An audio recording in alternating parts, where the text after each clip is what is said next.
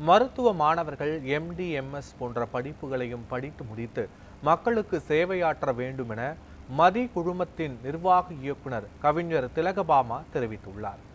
விருதுநகர் மருத்துவக் கல்லூரி மாணவர்களுக்கான கலை மற்றும் விளையாட்டு போட்டி 4 நாட்கள் நடைபெற்றது. இந்த நிலையில் மாணவர்களுக்கான கலை நிகழ்ச்சிகளும் பரிசுகள் வழங்கும் விழாவும் விருதுநகர் மருத்துவக் கல்லூரி கலையரங்கத்தில் நடைபெற்றது.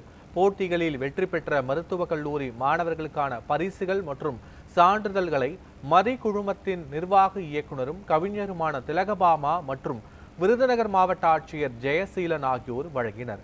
இதைத் தொடர்ந்து பேசிய திலகபாமா, மருத்துவ மாணவர்கள் MBBS மற்றும் பயின்று தங்களது சேவையை முடக்கிக் கொள்ளாமல் அடுத்த கட்ட வளர்ச்சியாக MD, MS போன்ற பல படிப்புகளை படித்து தொடர்ந்து மக்களுக்கு சேவையாற்ற வேண்டும் என தெரிவித்துள்ளார்.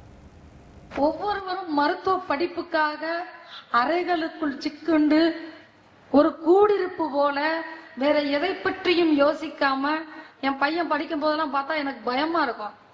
அவங்களுடைய மாணவ பருவங்களை தொலைச்சிடுறாங்களா, குழந்தைமைய தொலைச்சிடுறாங்களா அப்படின்னு ரொம்ப பயமா இருக்கும்.